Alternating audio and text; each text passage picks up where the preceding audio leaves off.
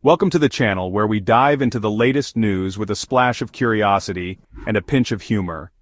Today we're making waves, literally, because the Gulf of Mexico has just been renamed by the US government. That's right, say hello to the Gulf of America. Let's break it down. So here's what went down. President Trump, in one of his first executive orders, decided it was time to retire the name Gulf of Mexico, at least from US maps. The new name? Gulf of America. The change is now official across all US federal agencies, and even Google Maps has updated it. Apple? Well, they're keeping their cards close for now. Now before you grab your map and start renaming everything in your atlas, let's clarify. This change only applies to US maps. Mexico's President Claudia Sheinbaum Pardo had a lighthearted response, suggesting she might start calling the United States Mexican America in retaliation. A playful jab, but hey, no harm in a little international banter, right? And to mark this historic moment, Trump celebrated by flying over the Gulf in Air Force One during the Super Bowl and declared it the first ever Gulf of America Day. A bold move, but why stop there? Maybe next year we'll have Atlantic of America Day. Who knows? Believe it or not, there's a precedent for this.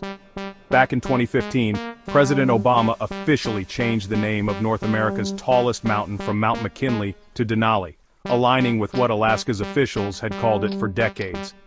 But Trump reversed that too, bringing back Mount McKinley, and calling Obama's decision an affront to McKinley's achievements.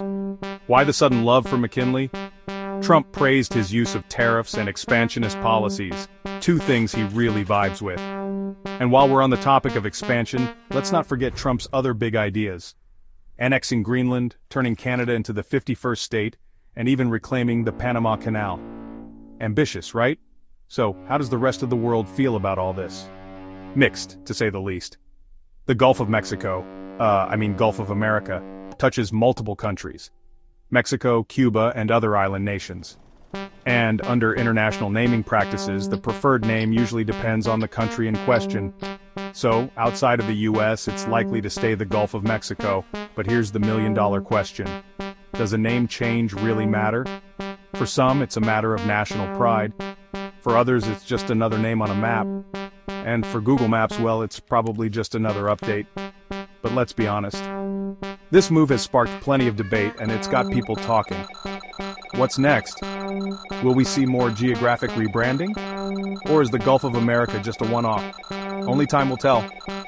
Now it's your turn. What do you think? Should the Gulf of Mexico stay the Gulf of Mexico, or does Gulf of America have a nice ring to it? Drop your thoughts in the comments below. And don't forget to like, subscribe, and hit that notification bell for more updates, news, and fun takes on what's happening around the world.